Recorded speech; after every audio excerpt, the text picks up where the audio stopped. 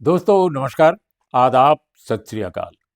उर्मिलेश संवाद के इस कार्यक्रम में आपका बहुत बहुत स्वागत है। मैं हूं उर्मिलेश। लोकसभा में ऐसी स्थिति क्यों पैदा हुई कि अपोजिशन ने स्पीकर साहब ओम बिरला के खिलाफ अविश्वास का प्रस्ताव पेश कर दिया। ये सवाल इसलिए महत्वपूर्ण है दोस्तों, क्योंकि अब तक अपने देश में जब से हमारे पास अपनी लोकसभा है, यानी आज़ाद भारत की लोकसभा, अगर उसके हिसाब से आप देखिए तो जो सबसे पहले लोकसभा के अध्यक्ष थे, बहुत ही रिप्यूटेड, और उनके बारे में माना जाता था कि बहुत ही न्यूट्रल और बहुत ही ऑब्जेक्टिव थे, जीवी मावलंकर साहब। तो 1952 में और 1956 तक वो रहे। उनके खिलाफ इनके खिलाफ आया था ये प्रस्ताव 1954 में। इसके बाद 1966 में हुकुम सिंह के खिलाफ आया था। 1986-7 में बलराम जाखड़ के खिलाफ आया था। तो ये तीन ही नजीर हैं, तीन ही उदाहरण हैं अभी तक जब लोकसभा अध्यक्ष के खिलाफ अविश्वास का प्रस्ताव आए। तो ये कोई साधारण घटना नहीं है कि लोकसभा में जो हमारे अध्यक्ष हैं इस वक्त श्रीमान ओम बिरला, उनके खिलाफ अपोजिशन को अविश्वास का प्रस्ताव देना पड़ा। यह कोई साधारण घटना नहीं है। वो पारित हो, वो मंजूर हो सदन से, वो न हो, वो अलग बात है। मंजूर तो किसी बार नहीं हुआ, अब तक 3 बार, जिसका दृष्टांत है प्रयास और लोगों के खिलाफ भी हुआ था 1-2 बार, लेकिन मंजूर नहीं हुआ। डिस्कशन भी मंजूर नहीं हुआ। कईयों के खिलाफ केवल नोटिस गया और वो डिस्कशन जो है नहीं इस बारे में हो सका। लेकिन हमारा कहना है कि इस बार अगर डिस्कशन होता है, वोट होता है, और जाहिर है Bharatiya Janata party lead alliance, NDA जिसे कहते हैं, उसका बहुमत है इस वक्त, तो ये तो सिंपल मेजॉरिटी से तय होगा। ओम बिरला साहब को लोकसभा अध्यक्ष के पद से विपक्ष तभी हटा सकता है जब उसके पास 272 या उससे अधिक संख्या आ जाए। ऐसी स्थिति आमतौर पे एक जर्नलिस्ट के तौर पे मैं कह सकता हूं कि नहीं आने वाली है, क्योंकि एनडीए के पास बहुमत है, तभी तो मोदी की सरकार चल रही है। मोदी जी की सरकार इसीलिए है क्योंकि उनके पास बहुमत है। अपने बल पर भले बहुमत न रहा हो भारतीय जनता पार्टी के पास, लेकिन टीडीपी, जेडीयू और अन्य को मिलाकर उनके पास बहुमत है। तो 272 को क्रॉस करते हुए उनके पास मेरी जानकारी में 290 से कुछ अधिक सांसद हैं, 291 के आसपास। तो ये जो 291 के आसपास एमपीज हैं टोटल लोकसभा में, वो ओम बिरला साहब के खिलाफ जो विपक्ष ने अभी तक टिका हुआ है कि हाँ जी, नो कॉन्फिडेंस मोशन हमने दिया है और उसको हम मंजिले मकसूद तक पहुंचाएंगे। अब उसमें क्या है कि डिस्कशन के लिए सिर्फ 50 का सपोर्ट चाहिए। कोई भी सांसद जब नो कॉन्फिडेंस मोशन देता है तो 50 सांसदों का केवल समर्थन चाहिए कि उस प्रस्ताव को आगे बढ़ाया जाए, यानी उसको स्वीकार किया जाए और फिर उस पर डिस्कशन कराया जाए। तो वो तो ऑलरेडी हो चुका है। 118 या 120 सांसद बताए जाते हैं कि उस पर सिग्नेचर कर चुके हैं। तो 50 क्या, यहां तो 118 120 की बात चल रही है। तो अगर इतना समर्थन उसको मिल गया है, और जाहिर है मिला है, तो इसका मतलब कि वो डिस्कशन के लिए रखा जाएगा, विचार के लिए रखा जाएगा। और यह घटना अपने आप में बहुत महत्वपूर्ण है, जो भारतीय लोकसभा के इतिहास में बामुश्किल 3 बार दर्ज हुई है। तो ऐसी स्थिति में दोस्तों हमें सोचना पड़ेगा कि आखिर ऐसा क्यों हुआ। भारतीय जनता पार्टी, एनडीए, जो एक बहुत ही ताकतवर नेता नरेंद्र मोदी जिनके बारे में कहा जाता है कि वो बहुत ही ताकतवर नेता हैं, उनके पास स्ट्रेटजिस्ट बहुत अच्छे हैं, अमित शाह, और अन्य नेता बहुत सारे हैं। आरएसएस जैसा एक बहुत बड़ा संगठन उनके पास है। उनके पास देश की बड़ी जो हस्तियां हैं, बड़े कारपोरेट हाउसेज हैं, उनका भी समर्थन है अगर देखा जाए राजनीतिक तौर पे। तो आखिर ये गलती चूक हुई कैसे क्यों विपक्ष को यह मौका दिया कि वो इतनी बड़ी घटना को अंजाम दे दें और लोकसभा अध्यक्ष के खिलाफ अविश्वास का प्रस्ताव ला दें? भाई इससे तो वो पारित हो न पारित हो, मैं जानता हूं नहीं पारित होगा, लेकिन ये प्रोसेस को लाने में भी जो एक भद्द पिटती है सत्ता पक्ष की, वो तो पिटेगी। तो ये स्थिति आई क्यों, ये नौबत आई क्यों? भाई सुमित्रा महाजन के समय नहीं आई, इसके पहले तो थी वो भी भारतीय जनता पार्टी की इंदौर से सांसद थी और लोकसभा अध्यक्ष थी। इसके अलावा लोकसभा अध्यक्ष के रूप में शिवसेना के जोशी जी रह चुके थे, एक नेता जो शिवसेना के थे, यूनाइटेड शिवसेना, और वो काफी समय तक रहे। Bharatiya Janata party lead NDA की सरकार थी तब की बात है, तो उनके खिलाफ भी नहीं आया। तो अगर आज आया है तो क्या ये सत्ताधारी गठबंधन की विफलता नहीं है कि उसने मैनेज नहीं किया विपक्ष को? क्यों नहीं मैनेज किया? मुझे लगता है दोस्तों कि विपक्ष को मैनेज न कर पाने के पीछे, मैनेज का मतलब मैं कोई इसको निगेटिव सेंस में नहीं कह रहा हूं भाई, अगर आप विपक्ष के नेताओं को सदन में बोलने की आजादी देते, अगर आप सदन में उनको बिल्कुल रिजेक्ट ना करते कि किसी कीमत पर हम नहीं बोलने देंगे। आपने जरूर कहा कि किताब पर चर्चा नहीं हो सकती जो किताब छपी ही नहीं हो, यह एक अच्छा आर्गुमेंट था, महत्वपूर्ण आर्गुमेंट था, इसमें कोई दो राय नहीं है। लेकिन अगर कोई मैगजीन को कोट करके, राहुल गांधी ने शुरू में केवल किताब का नाम लिया था और वो वास्तव में किताब भारत में सर्कुलेटेड नहीं है, वो प्रिंट है कि नहीं है, वो उसको लेकर तरह तरह का विवाद है। अब प्रकाशक कह रहे हैं कि नहीं, प्रिंटेड नहीं है, लेकिन कुछ ही दिन पहले तक उस किताब के बारे में बाकायदा अमेज़न पे और अन्य जो ऑनलाइन जो बिक्री के अन्य फोरम्स हैं उसमें उस किताब की चर्चा थी और 448 पेज बताया गया था कि इतने पेज की किताब है, आप इसे लीजिए। लेकिन नीचे बाद में यह भी दर्ज था कि अभी यह किताब यहां उपलब्ध नहीं है। लेकिन लोग कहते हैं कि किताब तो छप गई थी, सर्कुलेट नहीं हुई। अब इसी को घुमा फिरा करके प्रकाशक और जो हमारे आर्मी चीफ रहे हैं एमएम नारवणे, उनके बयानों को, उनके ट्वीट को लेकर के तरह तरह की बातें की जा रही। मैं उस विवाद में नहीं जाऊंगा, उस पर बहुत कुछ कहा जा चुका है, बहुत कुछ सुना जा चुका है, बहुत कुछ लिखा भी जा चुका है। लेकिन यकीनन जब राहुल गांधी ने शुरू में किताब की चर्चा की, उसको रोका गया, लेकिन उसी सदन में फिर ऐसी किताबों को लेकर के और इंदिरा गांधी पर, जवाहरलाल नेहरू पर, अन्य लोगों पर इतने ओछे हमले किए गए जो मैं समझता हूं कि राजनीतिक संस्कृति जो किसी भी डेमोक्रेटिक कंट्री की होनी चाहिए, भारत जैसे मुल्क की होनी चाहिए, वो बिल्कुल तार तार हो गई। तो इस ओछेपन पर उतरने की जरूरत क्या थी, वो भी सत्ताधारी दल के लोगों को? 8 सदस्यों को निलंबित किया गया, क्या जरूरत थी? हाउस को एडजर्न करने का एक ऑप्शन रहता है और वो माननीय लोकसभा अध्यक्ष करते रहे, लेकिन जो भी प्रक्रिया हुई उस प्रक्रिया में क्या दिक्कत थी? जब राहुल गांधी ने बाद में कहना शुरू किया कि हम एक मैगजीन से अब कोट कर रहे हैं, तो कहा गया कि मैगजीन नहीं हो कोट की जा सकती है, कोई अखबार नहीं कोट किया जा सकता है। लेकिन इतिहास गवाह है कि रूल की बात आप जो भी करें, भाई कॉल एंड शक्धर जो किताब है, जो पार्लियामेंट्री प्रैक्टिस के बारे में है, प्रक्रिया के बारे में है, अब उससे ज्यादा तो महत्वपूर्ण कोई चीज नहीं है।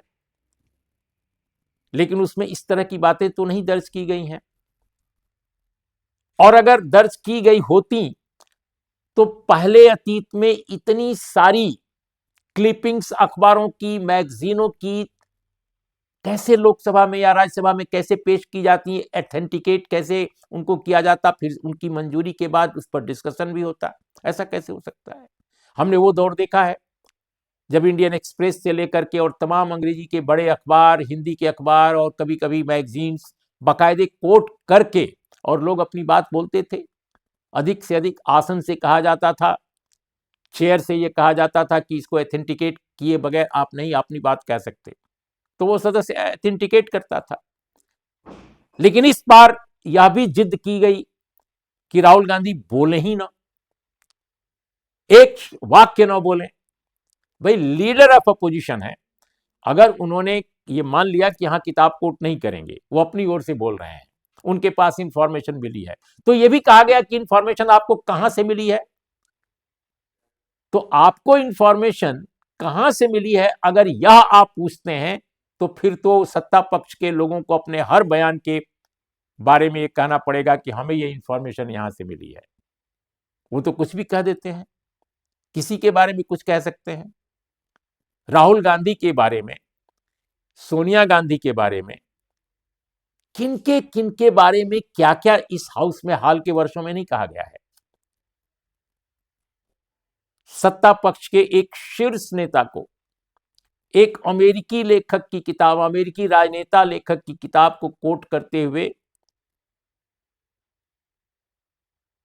और कांग्रेस के बारे में, कांग्रेस के नेताओं के बारे में, उस समय के सरकारी नेतृत्व के बारे में क्या क्या बातें नहीं कही गई हैं।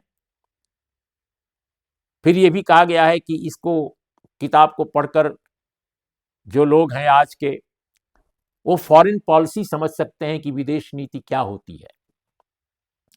तो दोस्तों, आज मैं यही कह रहा हूं कि ये जो मौजूदा सरकार है उसने मिस हैंडल किया, अपोजिशन को सीरियसली लिया नहीं। उसको लगा कि हम जो चाहे वो कर लेंगे। आपके पास हाउस को चलाने की जिम्मेदारी है, हाउस को चलाने की जिम्मेदारी सर्वाधिक सत्ता पक्ष की होती है, अपोजिशन की भी होती है, लेकिन मूलतः सबसे बड़ी जिम्मेदारी सत्ता पक्ष की होती है। लेकिन सत्ता पक्ष अगर इतना एरोगेंस के साथ पेश होगा कि वो जो चाहेगा वही होगा, ऐसा कैसे हो सकता है? लेकिन चूंकि सत्ता पक्ष पिछले कई सालों से यही करता आ रहा है, समाज में भी, राजनीति में भी और हाउस में भी, अब वह दरकिनार करता है किसी भी तरह की असहमति की आवाज को। जो असहमत उससे हैं वे शत्रु हैं। जो मौजूदा सत्ता पक्ष की राजनीति से, विचारधारा से असहमत हैं, वो देशद्रोही हैं। देशभक्त सिर्फ वही है जो सत्ता पक्ष के साथ खड़ा है, देश प्रेमी वही है, बाकी सभी गलत लोग हैं। अगर ये मिजाज आपका है, अगर ये आपका सोच है, तो आप टॉलरेट कैसे करेंगे अपने से असहमत लोगों को? डिसेंट को कैसे आप बर्दाश्त करेंगे? यही स्थिति है। राहुल गांधी को क्या क्या नहीं कहा गया, कितना खर्चा किया गया राहुल गांधी की इमेज को खराब करने में, अभी भी की जाती है। अभी हाल ही में किसी नेता ने भारतीय जनता पार्टी के कहा कि अबोध बालक हैं वो, अबोध बालक हैं वो। तो अबोध बालक हैं तो आप इतने परेशान क्यों हैं कि उनको बोलने नहीं दे रहे हैं? अगर अबोध बालक है ना राहुल गांधी, तो भैया वो बोलेंगे अबोध बालक की तरह, तो आपको तो फायदा होगा, भारतीय जनता पार्टी को फायदा होगा। फिर बोलने क्यों नहीं दिया आपने? और अब नतीजा ये निकला कि आपकी पार्टी की बैकग्राउंड से आने वाले माननीय लोकसभा अध्यक्ष ओम बिरला के खिलाफ अविश्वास का प्रस्ताव आ गया, जो भारत में महज 3 बार आया है। तो ये कम से कम आपको अवॉइड करना चाहिए था। और एक बात और कहूंगा कि यकीनन आप सरकार में हैं, आपने बहुमत को मैनेज किया है, भले ही आपको बहुमत न मिला हो चुनाव में, लेकिन ये याद कीजिए कि 63% से भी ज्यादा वोट आपके खिलाफ भारतीय जनता ने दिया है दूसरे दलों को, चाहे वो विपक्ष में हो, चाहे वो आपके आज सहयोगी कुछ बन गए हों। 63% से ऊपर वोट, 100 में 63 से ज्यादा वोट मिला है विपक्ष को या अन्य उन दलों को जो भारतीय जनता पार्टी से अलग हैं। आपको तो 36 पॉइंट समथिंग मिला है, वोट इतने ही परसेंट मिला है। तो इतनी बड़ी आबादी देश की आपके साथ नहीं है, लेकिन इतनी बड़ी आबादी जिन लोगों का समर्थन करती है, आप उनके विचारों को विचार ही नहीं मानते। आप मानते हैं कि देश विरोधी हैं, देश के भक्त आप ही हैं। असल मुश्किल यही है भारतीय जनता पार्टी की। और भारतीय जनता पार्टी जब तक इस अपने माइंडसेट को नहीं बदलती है, तब तक यह समस्या उसके साथ रहेगी। और यही कारण है दोस्तों कि जितना एरोगेंस विपक्ष के प्रति, असहमत लोगों के प्रति जितना एक एरोगेंस है इस पार्टी में, उतना पहले कभी नहीं देखा गया। कांग्रेस पार्टी में भी एरोगेंस रहा है, इसमें कोई दो राय नहीं है। जब भी उनको बड़ा प्रचंड बहुमत मिलता रहा है, हमेशा वो एरोगेंस दिखाते रहे हैं अपने से असहमत लोगों के प्रति। लेकिन ऐसा तो कभी नहीं देखा गया कि आपको मनुष्य ही न माने, आपको बिल्कुल भारतीय ही न माने, आपके बारे में ये ओपिनियन बना ले कि आप शत्रु हैं, आप देशद्रोही हैं। ऐसा तो कभी कांग्रेस नहीं करती थी, ये कोई भी पार्टी नहीं करती थी। विपक्ष की बहुत सारी पार्टियां देश में राज करती हैं, कहीं कोई टीएमसी है, कहीं कोई डीएमके है, कहीं कोई सीपीएम है, कहीं कोई झारखंड मुक्ति मोर्चा है, लेकिन ये तो सिर्फ आप करते हैं। तो ये जो आया है मामला, दरअसल मिस हैंडलिंग के कारण, वरना अविश्वास प्रस्ताव लाने का मैं नहीं समझता कि विचार विपक्ष ने कभी सोचा भी रहा होगा कि बजट सेशन में ऐसी नौबत पैदा हो जाएगी। 7 दिन, एक सप्ताह गुजर गया, बोलने नहीं दिया गया, किसी को नहीं बोलने दिया गया। बीच में आप कहेंगे कि ये बोले वो बोले, अरे भाई, leader of opposition is important person. Britain में तो शैडो प्राइम मिनिस्टर माना जाता है, लेकिन आप उनको तवज्जो नहीं देना चाहते। और सारे विपक्ष के नेता कह रहे हैं, सारे दल कह रहे हैं कि राहुल गांधी को बोलने देना चाहिए, लेकिन आप अन्य दलों के बीच में कॉन्ट्रडिक्शन पैदा करना चाहते हैं। बुद्धिमान अपने को ज्यादा समझ रहे हैं, तो बुद्धिमानी पर आप अपना ही केवल अगर जागीर समझ रहे हैं कि बुद्धिमानी आप ही की जागीर है, तो अब देखिए नौबत क्या आई है। और ये अगर टॉलरेंस होती कि और लोगों के पास भी बुद्धि है, और लोगों के पास भी देशभक्ति है, तो कम से कम हाउस को चलाने में जो एक स्किल दिखाई देता है, एक जो कौशल दिखाई देता है, वो आप में भी आना चाहिए था। हाउस को चलाना एक कौशल की मांग करता है, और उसके लिए थोड़ी उदारता चाहिए, थोड़ी समझदारी चाहिए। मैं ये नहीं कह रहा हूं कि आप समझदार नहीं हैं, आप बहुत समझदार लोग हैं, लेकिन चुनाव जीतने की समझदारी आप में ज्यादा है। किसी भी तरह से चुनाव को जीत जाना है, चाहे तिकड़म हो, चाहे जो भी हो, इसमें आप दक्ष हैं। लेकिन लोकतंत्र को कैसे मजबूत किया जाए, संवैधानिकता कैसे सुदृढ़ हो, सभी समाजों को कैसे मिलाकर चला जाए, इसमें आपका भरोसा बहुत कम है, और यही मूल समस्या है। तो दोस्तों, मैंने ये आप आज एनालाइज करने की कोशिश की है कि ये समस्या पैदा क्यों हो रही है। आप देखिए, कई बार मैं नहीं चाहता हूं कि प्रिसाइडिंग ऑफिसर के बारे में या जो भी प्रिसाइड करता है उसके बारे में मैं कोई बात कहूं, लेकिन अमूमन देखा गया है हाल के वर्षों में कि हाउस में विपक्ष के नेता जब बोल रहे होते हैं तो कई बार माइक जो है ऑफ हो जाता है, आवाजें खत्म हो जाती हैं। लेकिन सत्ता पक्ष के लोग जब बोल रहे होते हैं तो आमतौर पे ऐसा बिल्कुल नहीं होता है। राहुल गांधी को एक किताब पर, एक मैगजीन पर भी नहीं बोलने दिया गया। किताब की बात तो छोड़िए, मैं उसकी बात में नहीं जाऊंगा, लेकिन द कैरवान मैगजीन में छपी हुई स्टोरी पर अगर वो बोलना चाहते थे तो भी नहीं बोलने दिया गया। लेकिन आपने सत्ता पक्ष के एक सदस्य को कई सारी किताबों को लेकर के आने की छूट दी, और उन किताबों के आधार पर अनर्गल प्रलाप किया गया, अनर्गल आरोप लगाए गए देश के उन नेताओं को के खिलाफ जो 10-10 साल तक जेलों में, ब्रिटिश हुकूमत की जेलों में जो रखे गए, और जो देश के पहले प्रधानमंत्री बने जवाहरलाल नेहरू की बात मैं कर रहा हूं।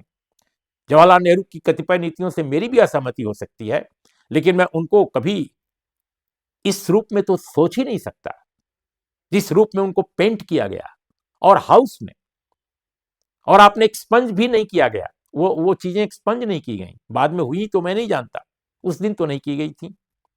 तो मैं समझता हूं कि ये कुल जो स्थितियां हैं जिसकी वजह से ये मंजर सामने आया है, वो है कि उदारता की कमी, सहिष्णुता की कमी, सबको बराबर देखने की कमी, न्यूट्रलिटी का अभाव, मतलब जिस तरह से निष्पक्षता होनी चाहिए, जिस तरह से ऑब्जेक्टिविटी होनी चाहिए चीजों को देखने की, चलाने की, हैंडल करने की मसलों को, वो दक्षता कम दिखाई देती है। तो अब देखिए होता है क्या, किताब की जो पूरी लड़ाई थी वो अब उतर आई लोकसभा अध्यक्ष के खिलाफ अविश्वास प्रस्ताव पर। देखिए होता है क्या, हो सकता है कि 9 मार्च या 10 मार्च के आसपास इस पर डिस्कशन हो और फिर इस पर वोटिंग हो। भले ही बिरला साहब अपने आसन पर कामयाब रहने में सफल हों, क्योंकि बहुमत है बीजेपी के पास, लेकिन एक मसला तो सामने आ गया, एक चैलेंज तो विपक्ष ने कर दिया, इतिहास में ये मसला दर्ज हो गया। तो आज इतना ही दोस्तों, नमस्कार, आदाब, सत श्री अकाल।